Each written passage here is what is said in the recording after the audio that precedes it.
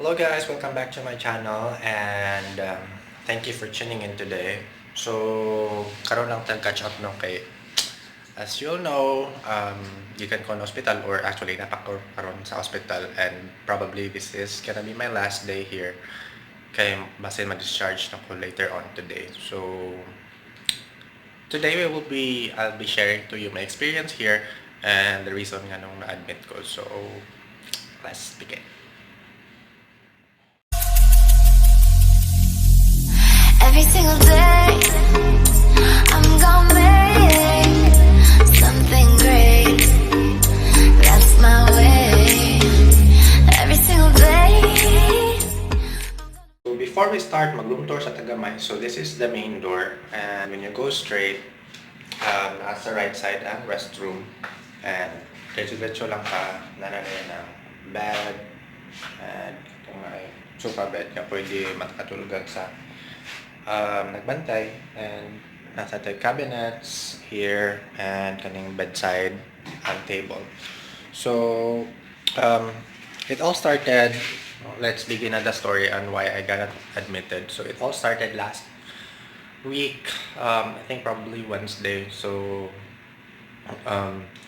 nagsakit akong tiyan, and sorry guys ha sa mga uban, it might sound sensitive sa uban, but we're talking about health, and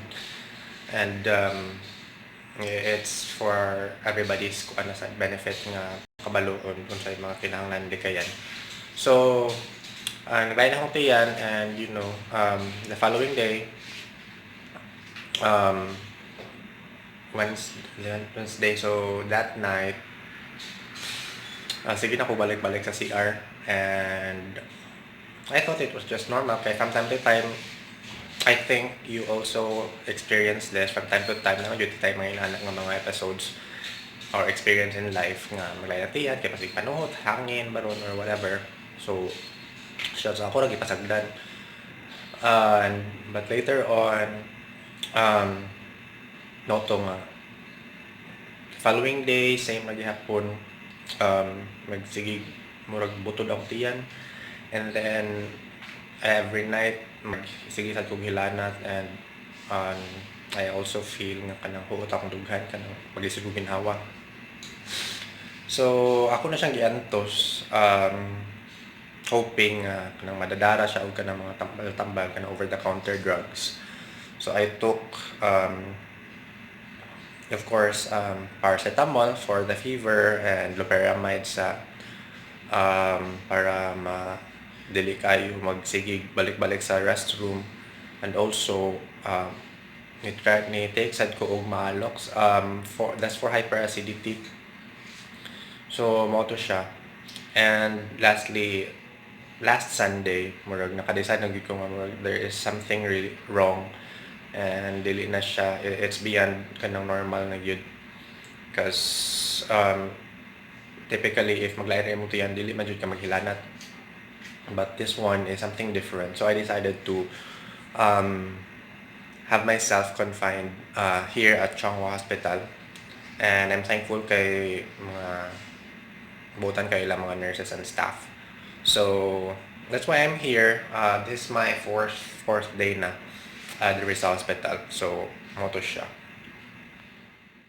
Okay, to continue on, Diyari ko din sa Chonghua ako raw sa nagbitbit ko sa akong bag, and I brought with me kanang mga personal things.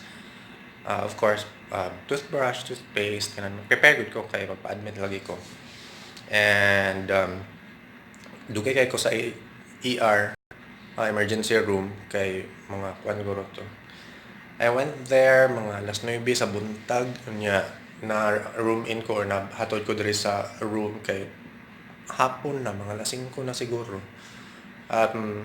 From sa akong nadungog dito sa mga staff sa ER kay murag puno daw ang mga kwarto, so that's why it took a while before ko na transfer, kay nag-wait pa sila nga ma-vacant, and of course limpyuhan pa man gyud before pasudlan og lain nga patient, just to make sure nga kanang limpyo sad siya. And so auto kanang transfer na dayon ko diri in the afternoon, and wala lang, same day routine. So, I was hooked with 3 IV fluids. So, this is the main ito, um, dextrose niya. And I have 2 antibiotics. Abutan sana sila. So, katong mga antibiotics twice a day for 4 days guro. Or, yeah, 3 days. Kaya gitangtang naman siya. And last night, gitangtang na sad ang ako ang dextrose. So, gipabinlan lang siya and I'm just waiting for the result, CBC, para makadeclare na si doctor nga okay na dyan, totally fine. And I can go home, hopefully later. So, I forgot to talk about during admission, before kanila isod sa room, kay tagaan kanila og freebies. Actually, imo pusad ni siyang gibayaran. So, ang sulod ani, wala na kay siya hurot na gamit ang uban. Na siya tissue, na ay medicine cup, ay spoon and fork, nasa siya hand sanitizer. Akong pakita. Ini siya. Greengrass hand sanitizer. And katong tagaan sad mo ani. Gate pass for your kanang mga visitors, especially during evening, kay limited ra dapat ang visitors. So duha ka gate pass from 9 p.m. to 6 a.m. So mo ni siya ang inyong ipakita sa guard kung lapas na, kay outside visiting hours naman na siya ka time. And makapalit sa day ko og na ko nga thermometer kay kuan. They would advise nga you can buy your own thermometer kay para dili makik-share sa uban yung patient. And so we did. So akong medicine karon is ano lang, our oral intake. Gistop na ang mga IV fluids, and here gihadan ko sa akong breakfast. So let's talk about food. Okay, so wait ha. Let's talk about food.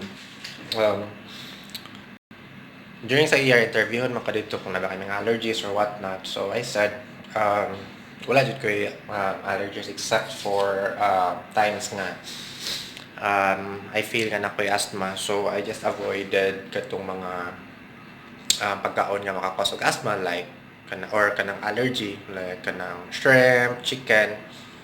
So ako rin siyang i-avoid basta I feel like I'm having an asthma attack. So other than that, on normal occasion, so okay naman kaon ko sa bulsa, but pilihan gihapon ko depende sa presentation, nagitsura sa food. So that's why it's also a challenge pagkaon sa hospital, because as we all know, dili gyud siya na naka-flavorful, and this murag pinadili na ko ka ganahan nga food so far sa katong ilahang mga isda, especially the steamed fish, kay murag ludan jud ko yan today. Kay what we have is tinola nga isda, and have bread. Ay nasa ko tea, but wala man ko thermos or heater, so hindi lang yapon ginamit. But I'll bring this home, of course, kay this is part of your bill. Ibayaran sa na siya. So I'll take my breakfast and maybe we'll continue on later, and I'll share with you if mag-rounds na si doctor kung sa iya makasulti. And later in today po, we'll visit daw sila akong mga office mates. So we'll see if ma-appeal na to sa vlog. Alright, so that's it for now. Thank you, bye-bye. Coming back, so I'm done with my breakfast, and earlier nag-mention mo ko nga akong least favorite is ang katong mga steamed fish and katong tinolang isda. One of my favorite is ang katong grilled chicken and grilled pork chop, kay it adds flavor mo good sa iyang ang katong iyang burnt meat. So that's what I like. Alright, so I also had TV here. So, una, if bored na, lahay na kayo, so I just watched TV, different channels. Alright, so this time I'll show you the view sa ako ang room. So it's very nice. Say open ang curtain ha. So, muna siya ang akong view.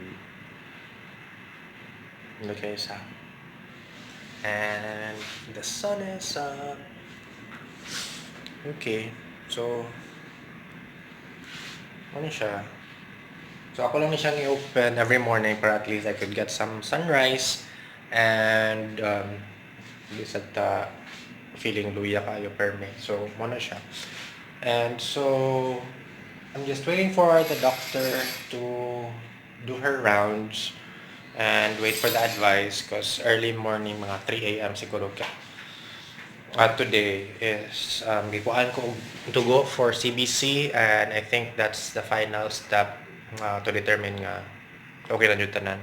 And yes, I forgot to mention. Diba I showed you the paper bag. Also another freebie is mas like yapil nga face towel and katong glass nga na ay linya-linya is to measure pila nakabuki mo kung nainom or whatever. So mo to siya.